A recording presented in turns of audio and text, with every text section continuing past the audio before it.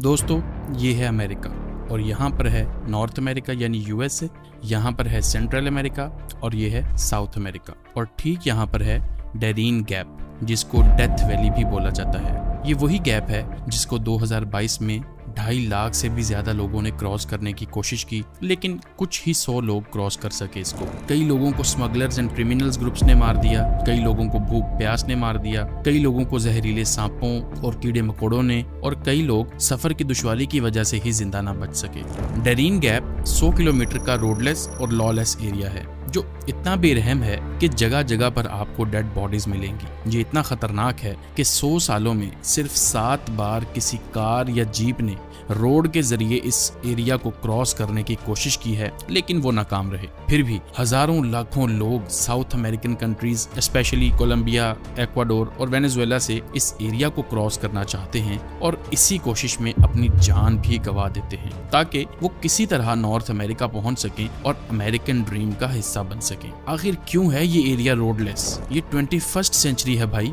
पैसा और टेक्नोलॉजी हर कंट्री के पास है। आखिर क्यों इस एरिया में एक रोड तक नहीं बन पा रहा? इस सवाल का जवाब उतना आसान है नहीं जितना आप सोच रहे हैं। देखें, 5 रीजंस हैं जो इस एरिया को डेवलप होने से रोक रही हैं। पहली रीजन है खतरनाक मौसम। ये गैप असल में लाइन ऑफ इक्वेटर से कुछ ही 100 किलोमीटर ऊपर है, जिसकी वजह से मौसम काफी गर्म होता है। और फिर नॉर्थ और साउथ पर अटलांटिक और पैसिफिक ओशंस हैं, जिसकी वजह से ह्यूमिडिटी यानी नमी बहुत हाई होती है। इस एरिया में बहुत ज्यादा घने जंगलात हैं और पूरे साल में तकरीबन 365 में से 330 दिन यहाँ बारिश ही होती रहती है, जिसकी वजह से यहाँ फ्लैश फ्लड्स बहुत ज्यादा आते हैं। बल्कि पहाड़ों पर भी अक्सर लैंड स्लाइडिंग होती रहती है। बारिशों, फ्लड्स और नमी की वजह से कुछ भी नहीं बन सकता इधर, क्योंकि कंक्रीट, सीमेंट या एस्फॉल्ट को गर्म और खुश्क मौसम चाहिए। अब बात करते हैं दूसरी वजह की, जो कि है यहाँ का माहौल। देखें, ये 100 किलोमीटर का एरिया पहाड़ों और जंगलों से घिरा हुआ है और दुनिया के सबसे खतरनाक तरीन जानवर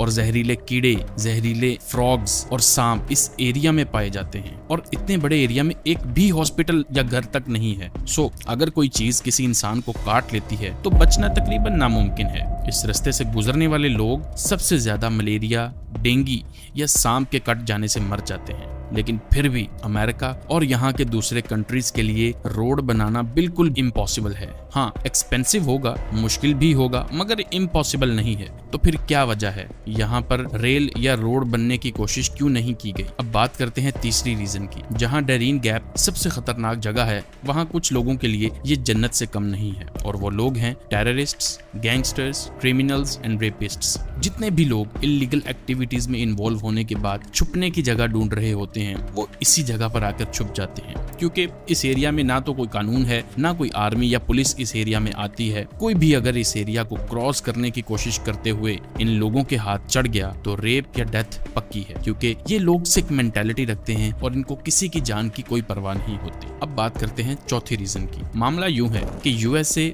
और पैनामा, ये दोनों कंट्रीज ही इस चीज के खिलाफ हैं कि डेरीन गैप में कोई रोड या रेलवे नेटवर्क बनाया जाए। 19th सेंचुरी में पैनामा कोलंबिया का ही प्रोविंस होता था, लेकिन इसी डेरीन गैप की वजह से कोलंबिया का पनामा में कंट्रोल रखना मुश्किल था। पैनामा गवर्नमेंट से कनेक्ट रहने का एक ही रास्ता था, समंदर के जरिए। इसी डिस्कनेक्शन का फायदा उठाते हुए पैनामा ने कोलंबिया से आजादी के लिए एक मूवमेंट शुरू की और 21st सेंचुरी में इस मूवमेंट में एक सुपर पावर यानी यूएसए ने उनकी मदद की। देखें, यूएसए अपने फायदा के लिए पूरे का पूरा मुल्क खा जाता है और यहाँ भी कुछ ऐसा ही हुआ। ईस्टर्न और वेस्टर्न अमेरिकन ट्रेड के लिए शिप्स को क्रॉस करना पड़ता था सारे का सारा साउथ अमेरिका, और यही काम पैनामा में मौजूद पैनामा कनाल के थ्रू सस्ते और कम टाइम में हो सकता था। तो उन्होंने पैनामा को कोलंबिया से आजादी दिलवाई। अब कोलंबिया नहीं चाहता था कि यूएसए पैनामा को कंट्रोल करे, तो यूएसए ने जिद में पैनामा को आजाद करवाया और 1903 में पैनामा एक अलग कंट्री बन गया, जिसके बदले में पैनामा की गवर्नमेंट ने अमेरिका को पैनामा कनाल के आसपास बहुत सारी जमीन लीज पर दे दी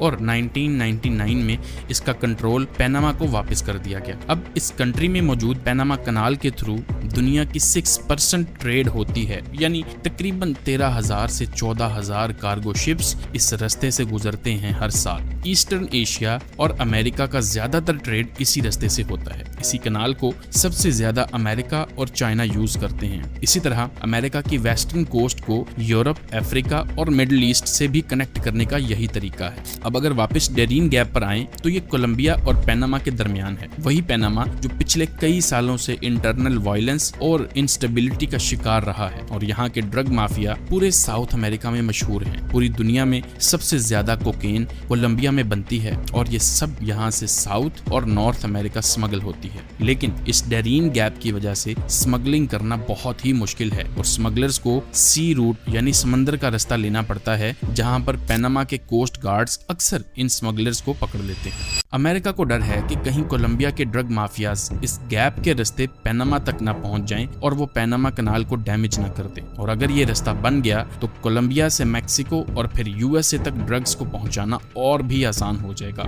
इसलिए अगर पैनामा और कोलंबिया की गवर्नमेंट यहाँ पर रेल या रोड बनाने की कोई एग्रीमेंट भी कर लें तो अमेरिका यहाँ किसी भी किस्म की डेवलपमेंट नहीं होने देगा। अब बात करते हैं पांचवी और आखिरी रीजन की, जो कि है इलीगल माइग्रेशन को रोकना। दरअसल लैटिन अमेरिका इकोनॉमिकली, पॉलिटिकली और standard of living wise north America से बहुत पीछे है। साउथ अमेरिका के ज्यादातर कंट्रीज करप्शन, वीक गवर्नेंस और पॉलिटिकल इंस्टेबिलिटी का शिकार हैं, जिसकी वजह से लाखों लोग एक अच्छी लाइफ के लिए अपने कंट्रीज छोड़कर जाना चाहते हैं यूएसए में, जो कुछ ही किलोमीटर्स के फासले पर है, और इससे अच्छी और क्या ही जगह हो सकती है उनके लिए। अब अमेरिका पिछले कुछ सालों से अपनी माइग्रेशन पॉलिसी बहुत सख्त कर चुका है। इसके बाद इन लोगों के पास एक ही हल बचता है और वो है इलीगल तरीके से अमेरिका पहुंचना। लेकिन उसके लिए उन्हें अपनी जान खतरे में डालकर इस डेरीन गैप से गुजरना पड़ता है। हर साल हजारों लोग इस गैप के थ्रू सेंट्रल अमेरिका और फिर मैक्सिको के थ्रू यूएसए में एंटर होते हैं। लेकिन इस सारे रास्ते में सबसे बड़ी रुकावट सिर्फ और सिर्फ ये डेरीन गैप है। डेंगू, मलेरिया, जहरीले सांप, लैंडस्लाइडिंग, फ्लड्स और क्रिमिनल्स। 10 दिन के इस सफर में आपको इन सब चीजों से गुजरना पड़ता है, और बदकिस्मती की बात यह है कि इतने खतरनाक रास्ते के बावजूद हर साल इस गैप को क्रॉस करने वालों के नंबर में मुसलसल इजाफा होता जा रहा है। गरीबी और भूख से तंग लोगों के पास और कोई चॉइस नहीं है। कितने ही लोग इस सफर में मारे जाते हैं, और जो जान बचा के जिंदा निकल भी जाएं, वो साइकोलॉजिकली बहुत ज्यादा डैमेज हो चुके होते हैं। भूख भी इंसान से क्या क्या करवा देती है, और इन्हीं गरीब लोगों को अमेरिका तक पहुंचने से रोकने के लिए इस गैप में कोई रेल रोड नेटवर्क नहीं बनाया गया, और शायद आगे आने वाले कई सालों में ऐसा ही रहेगा। साउथ अमेरिका और नॉर्थ अमेरिका में इतना डिफरेंस क्यों है? जहां एक दुनिया की नंबर 1 इकोनॉमी है, वहीं बाकी कंट्रीज गरीबी और भूख की दलदल में क्यों धंसे हुए हैं? ये जानेंगे अगली वीडियो।